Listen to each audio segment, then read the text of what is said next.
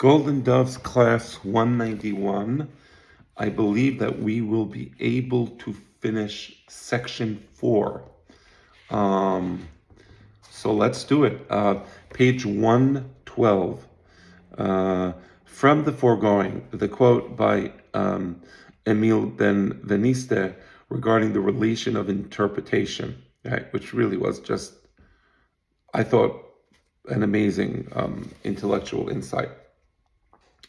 Okay, from the foregoing, it is evident that in rabbinic tradition, a semiotic relationship prevails between the written and the oral law, in which the latter is the interpreter and the former the interpreted system.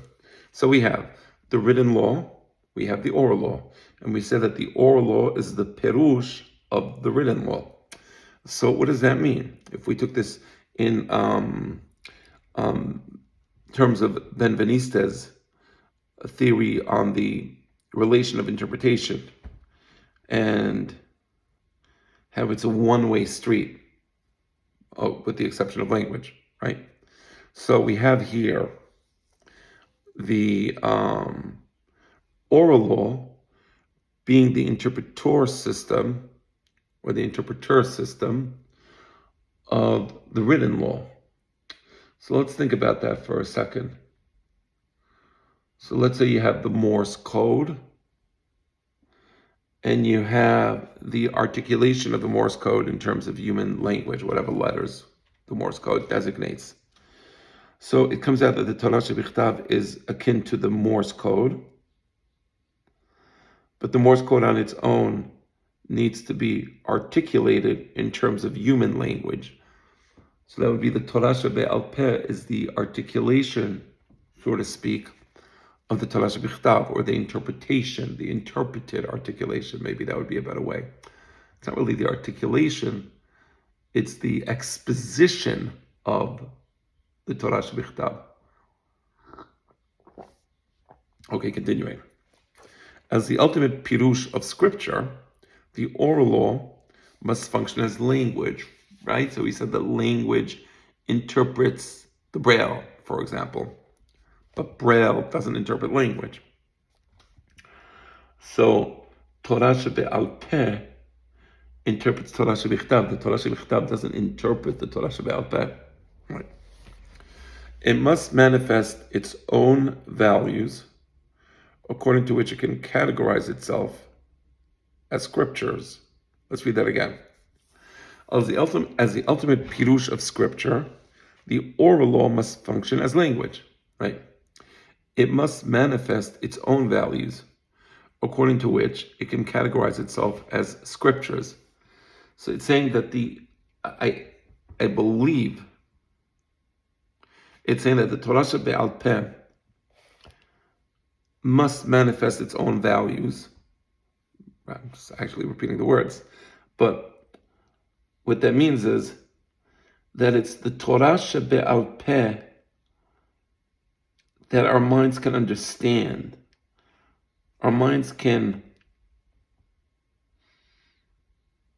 exist, let's say, comfortably within the realm of the Torah Shebe'al Peh, because that's the language that we speak in. So the Torah Shebe'al Peh is our language, right? And we process things within that language. So I'm looking at something now. That's a lamp. So, because I have the language in my mind, and I process the reality through this language, right? I'm looking at a nice espresso.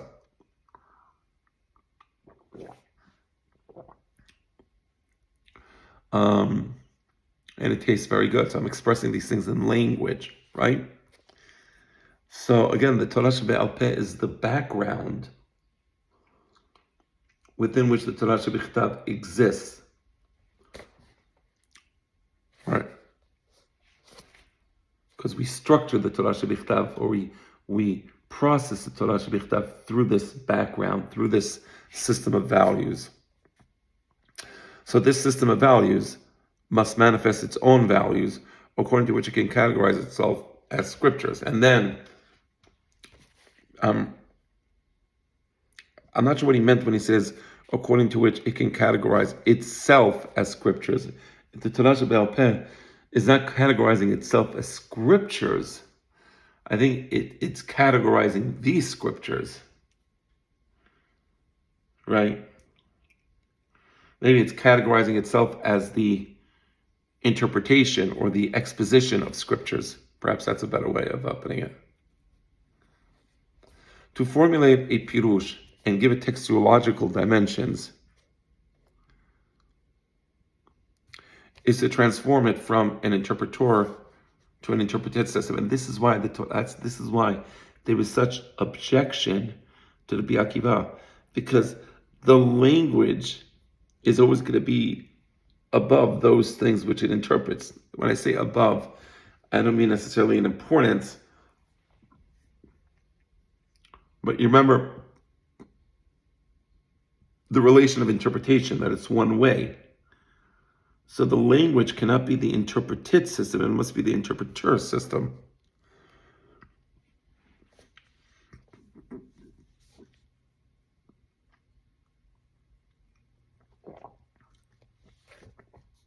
Okay.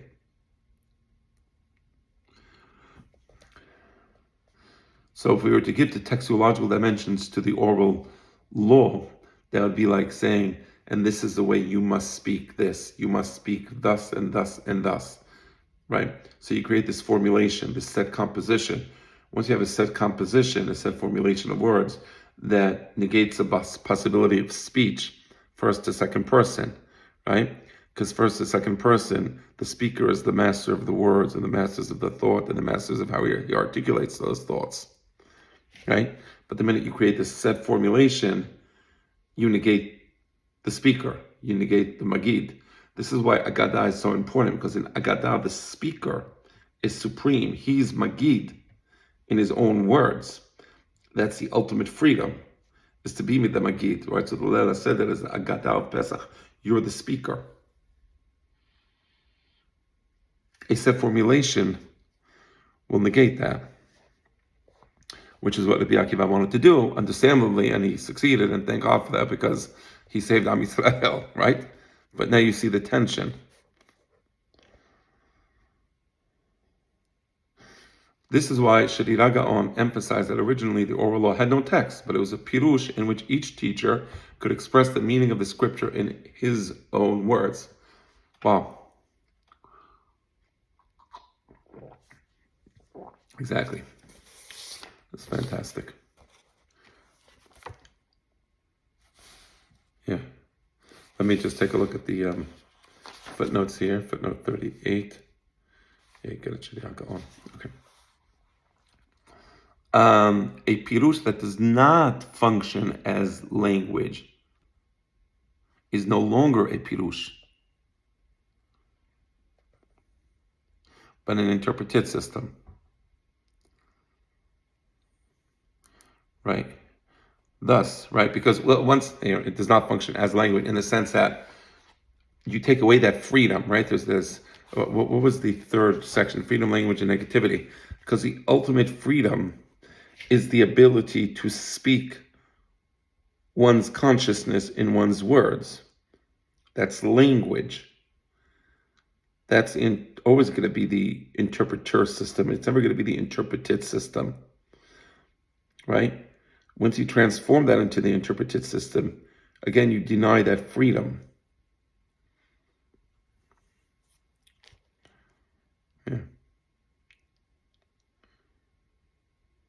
Right. And therefore, there has to be an irreducible tension between the text, the interpreted system, and Pirush, the interpreted system. It's irreducible. Obviously, one is not reducible. One is never equal to the other, right? So that's why you can express the truths contained in the scripture using different words. Now, the different words will all be within the background of the Torah Shebe'al Peh. Different words doesn't mean any words. It doesn't mean anything, because there is a Torah Shebe'al Peh background within which language exists. Language doesn't exist in a vacuum itself. So there's ultimate freedom, but there is this background. Yeah. All right. footnote 40, it's going to be later, there's a paragraph there. But getting back to the main text again, the formulation of the Mishnah appears to threaten the most fundamental distinction between written and oral law. In addition to historical considerations, such as the traditional division of two Torahs,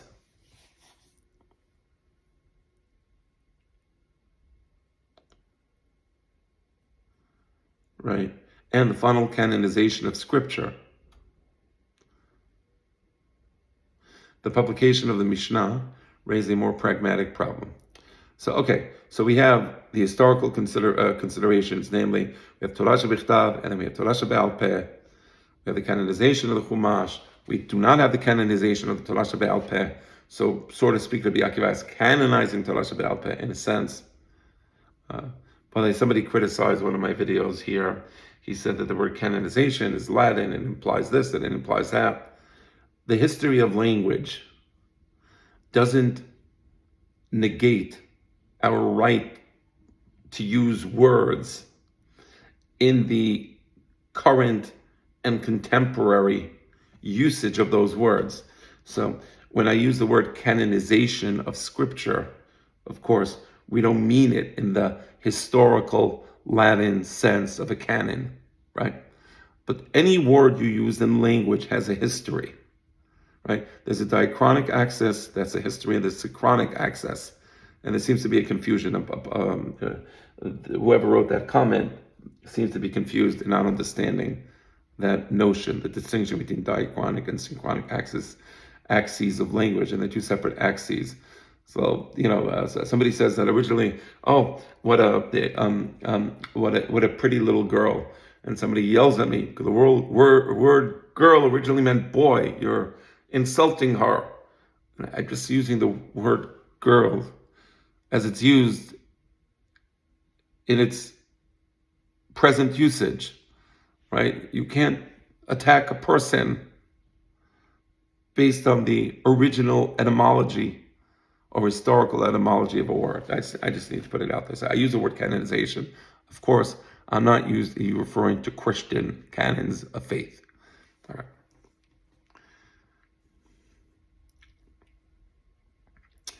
In addition to historical consideration, that's what we said. The object of the oral law was to transmit, and my father, yes, I think you can rest assured that he was not referring to Christian canons of faith. The object of the oral law, was to transmit the authoritative teachings of the rabbis. Right. So the Torah Shebe'al Peh was the mechanism used to transmit the teachings of the Hachamim, midor vador. We say Moshe kibel Torah miSinai, Moshe Yoshua, right? That's the teachings. With the downfall of Beter and the destruction of the seats of learning, following the disastrous consequences of the Bar Kokhba revolution, the oral law remained the only source of authority. Since the Mishnah was officially accepted, right? So what's the point is the oral law remained the only, meaning it used to be the Sanhedrin, but now that the Sanhedrin was completely destroyed, it became the oral law. Since the Mishnah was officially accepted, if it had been publicly placed, right? Remember we discussed ketuvah umancha, publicly placed, right? So it would have become consigned to be expanded. And then once we explained previously that ketuvah umancha, to be publicly placed, means that there is the right to make derasha on that text, and thereby the object of canonical exegesis like the rest of scriptures. So we have this tension. We don't want the Mishnah to be subject to derashot, right? I mean, that would just completely emasculate the very notion of an oral text or an oral tradition, an oral mental law, right? Because again, that would be the ultimate unfreedom, because freedom, language and freedom are correlative. So you deny language, you deny speech. Maybe that's a better word. You're not denying language, you're denying speech. Of course, there's the lang and the parol. So if you don't have speech, then what is the... So freedom, language, and negativity. Right? So it's you denying speech. That would be a better way of putting it. So the first person's freedom is through his ability and authority to speak, right? And you're complete. And if the text became so fixed that you would make that asha, then you would be literally making the text like charut ala luchot, which of course we don't want the text to be charut ala luchot, the Torah shebe'al peh. There should be a fluidity of language, not a fluidity of ideas. Language should be fluid so that it retains its status as the interpreter system.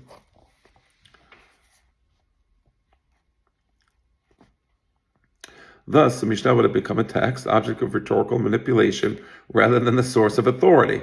And then you would have another system above the Mishnah through which you decode the Mishnah's fixed words, because now that you have fixed words, well, you have to decode those fixed words. So how do you do that? Well, you need another system ad infinitum, and it becomes an absurdity. Okay. We can now appreciate the strategy of editing an oral formulation rather than publicly placing a written text. So now you understand why he called it a Torah shebe'al peh. The status of the text is be'al peh. Why there is no masorah of letters. Why it's not ketuvah b'shirtut. So we have a text. We have a formulated text. It's a composition, but it's not a written composition, meaning it doesn't have the characteristics of a fixed written text, which can be nidrash, right? A fixed written text, which would require a separate interpreter system to decode. So you kind of maintain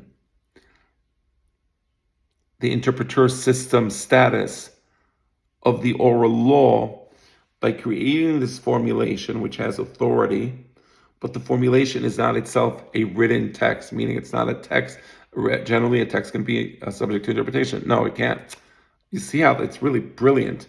By denying the idea that you're going to make interpretation of the text, you're forestalling having another interpreter system, because the only way to interpret a text is through an interpreter system. I'm sorry if I'm over dramatizing, but this is really brilliant. If you've been following that, this is like illuminating. I mean, it's ridiculous.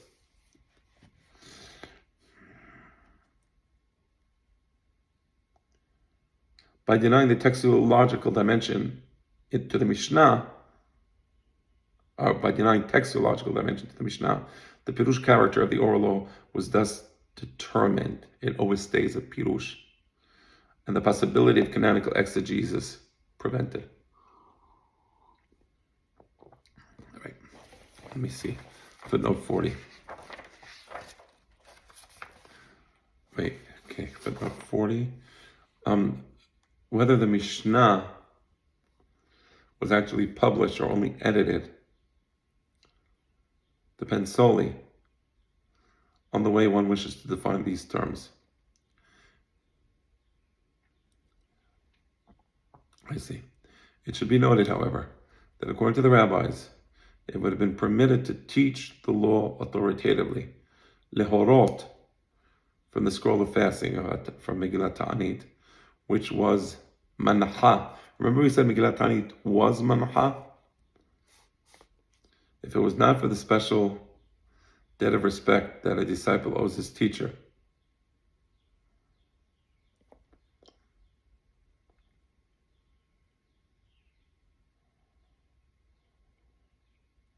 see Eruvin 62b. The Mishnah, however, is totally excluded from authoritative teaching. Right? So apparently Megillat Ta'anit, as we said before, was subject to interpretation. So that was one case where we had a text that was ketuvah u'manha. It wasn't canonized, obviously, but it was still a written text. Okay, let's continue. Last paragraph. Hold on one second. One second here. That's it. Okay. Okay. The rabbi's preoccupation with written texts of the oral law. By written texts of the oral law, it means they were physically written down, not as a matter of textuological, meaning it didn't have the textuological status of writing. Stems from the fact that once oral law had acquired an official formulation, it could become indistinguishable from the written law if you would start physically writing it down, right? By insisting on oral transmission and memorization, oh wow, that's why they would transmit it be'al peh. Again, they're doing everything they can to take away that the writing dimension of the text. That's amazing. So it has to be memorized be'al peh. You don't have to memorize the Torah shebe'al peh. In fact, if you memorize the Torah shebe'al peh and you want to write the Sefer Torah be'al peh, you can't. Wow. This is crazy. Just explains so much. There used to be a friend of mine, Alav Shalom, his name was Shemaria, and he used to, I was very young, probably in my teens, maybe younger, and he used to say that, or I think the expression he says, this explains a lot. Yeah, this really explains a lot. Okay.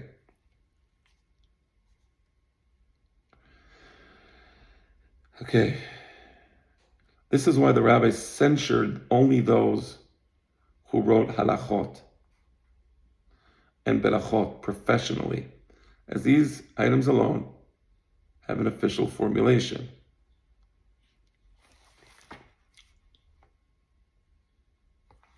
Okay.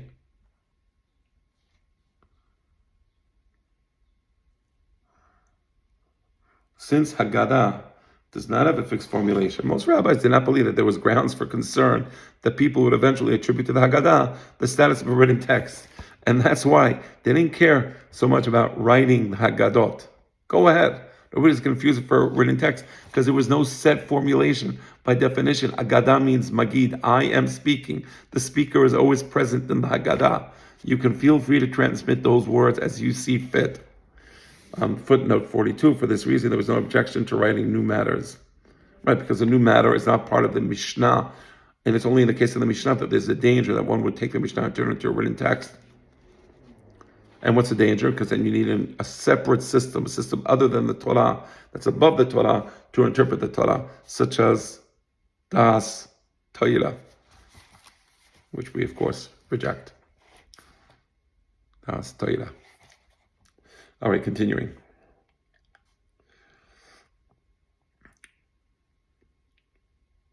Moreover, in the main text, since the principal objective of the Haggadah is conceptual communication, some believed that this type of literature is better studied from written texts rather than memorized. Right? It's conceptual. So open a book and sit down and study like I'm studying the Golden Doves. If I was to memorize the words of the Golden Doves and try to understand them, it wouldn't be the same. Rabbi Yoshua ben Levi's condemnation of written Haggadah reflects concern for having writings without precise formulation circulating freely in private hands. Yeah, and today you have all these, private writings and everybody telling you, I don't know, Gilgulim, Bilbulim, I don't know what, without any thought.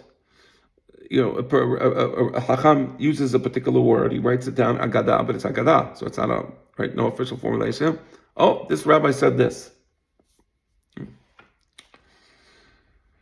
His concern is more comprehensible when one considers that the Haggadah was known to contain esoteric material. Wow, exactly what I was just thinking before I read the sentence. Footnote, nothing. Okay. Finally, there were others. Right. So again, exactly what I was talking about. So the Sirun Sodot HaTorah, and they're transmitted through Haggadah, the speech and words of the person speaking to his Talmid. And then you take those words and you, look what he said. He said he believes in Gilgulim. He says he believes in this. He said. lo zu darka shel Torah. Right? That's why Rabbi Yoshua ben Levi was against writing Haggadot. So while there was no danger of the Haggadah becoming confused with the written text, but the danger was another danger.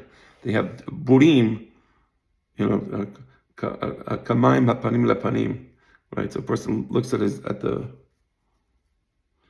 water in the pond. My father once said, if a hamor looks at the pond, he sees a reflection of a hamor. So if a hamor studies Torah, unfortunately, they see the reflection of a hamor. That's the problem today, especially. Finally, there were others who considered Haggadah useless. Since it lacks text, it could not be the subject of study. Very, very, very, very, very, very interesting. Okay, so that's it. We're done with section 4. The next section, section 5, golden doves with silver dots. Looking forward.